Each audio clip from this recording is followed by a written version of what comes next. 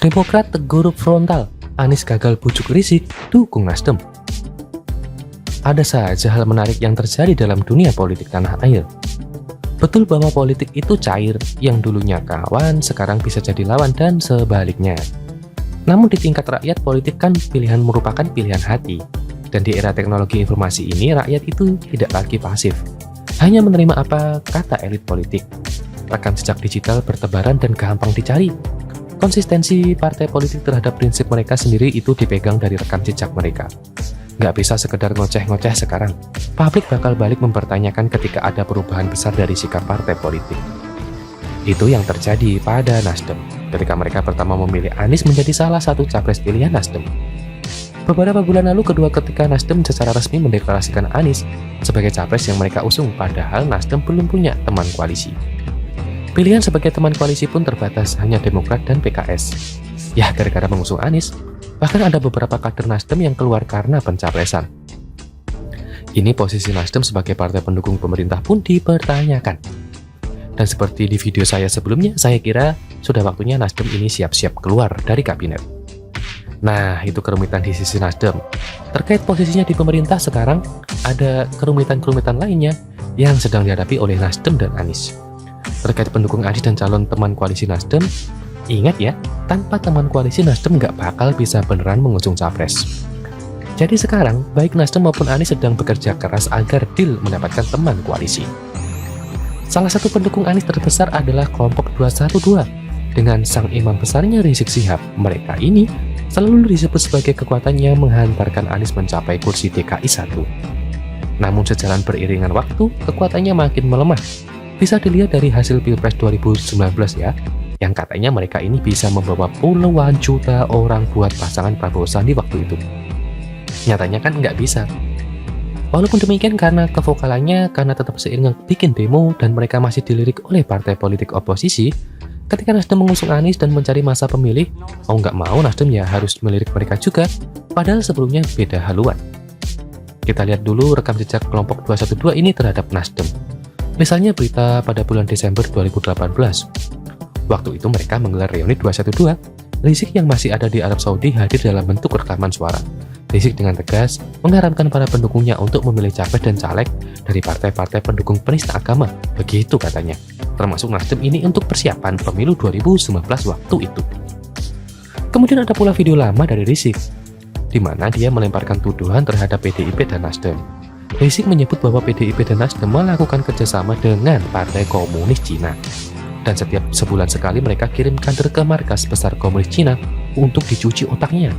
Saya no komen deh. Di sisi Nasdem, ada pula rekam jejak perlawanan terhadap kubu Rizik.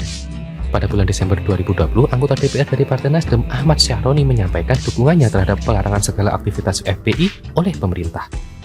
Karena menurut Syahroni, FPI menciptakan ketidaktertiban, melakukan provokasi dan ikut mendukung ISIS. Kemudian pada bulan Januari 2021, Syahroni kembali bersuara, memintakan pemerintah terus mengawasi para ex-FPI dan memblacklist semua ex-pengurus FPI yang lama. Ini Ahmad Syahroni yang kemudian ditunjuk Anies jadi ketua pelaksana Formula E ya. Saya no komen lagi deh. Rekam jejak ini bisa menjelaskan mengapa pencapresan Anies oleh Nasdem mendapat respons negatif dari kelompok 212. Itu respons pertama ya, sehari setelah deklarasi Anies capres pada tanggal 4 Oktober. Novel Baswedan menegaskan mereka tidak mendukung deklarasi Nasdem karena takut memecah belah umat. Rekam jejak sikap Nasdem yang jadi alasannya. Kelompok 212 sempat melaporkan kader Nasdem Victor Leskodat terkait dengan penistaan agama. Sampai mereka 2 kali mendemo Mabes Polri dan DPP Partai Nasdem. Lalu Novel juga menyebut peran Nasdem terhadap pemenjaan para ulama yang dilakukan oleh salah satu politikus Nasdem, mantan Jaksa Agung Muhammad Prasetyo. Pada hari berikutnya, tanggapan kelompok 212 berkurang galaknya. Novel menyebut bahwa soal dukungan itu tidak mendukung pencapresan Anies tergantung dari komando sang imam besar Rizik Syihab. Jadi mereka masih menunggu sikap Rizik, jadi dari enggak sama sekali berubah jadi menunggu keputusan sang imam besar. Mungkin di balik layar ada omongan-omongan gitu ya, supaya mereka jangan terlalu galak sama Nasdem.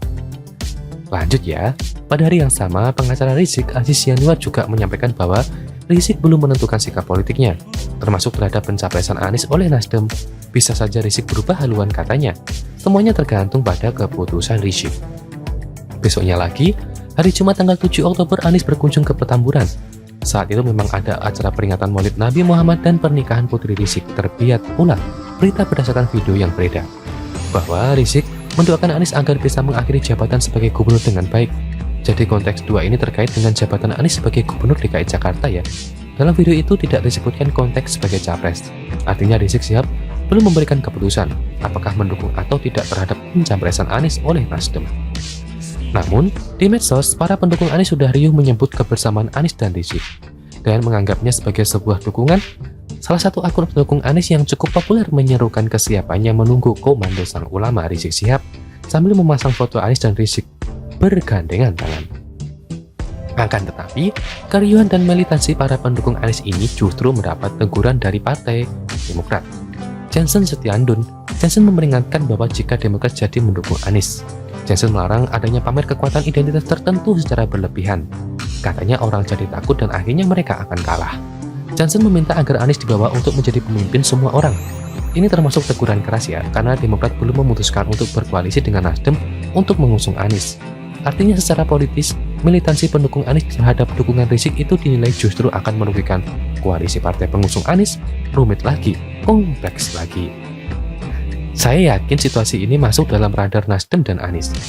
Anies sepertinya memang ditugaskan oleh Nasdem untuk merangkul Rizik dengan kedatangannya di Petamburan, untuk merayu dan membujuk agar Rizik mau mendukung pencapresan Anies secara publik. Namun di sisi lain, Rizik itu cuma dengan menjilat ludah sendiri. Dengan adanya sejarah kelam antara Rizik dan Nasdem, gimana bisa mendapatkan kepercayaan umat pendukungnya? Jika Rizik berdamai dengan Nasdem, sebesar apa resikonya buat Rizik?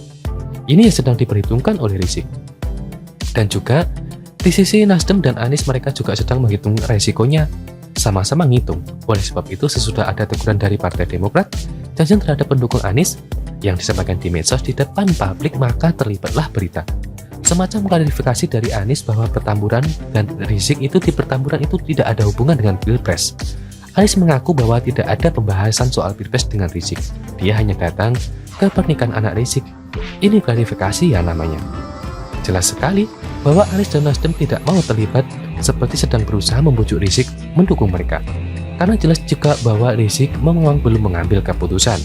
Masih ada keraguan terkait dampak dukungan itu terhadap Rizik terhadap kelompok 212 terhadap para pengikutnya. Rizik menjadi satu-satunya yang menanggung resiko terbesar. Kalau terlalu radikal, Rizik akan masih dalam status bebas bersyarat. Serba salah juga ini buat Rizik. Sementara Nasdem dan Anies masih sangat membutuhkan teman koalisi. Gak ada koalisi ya nggak jadi capres.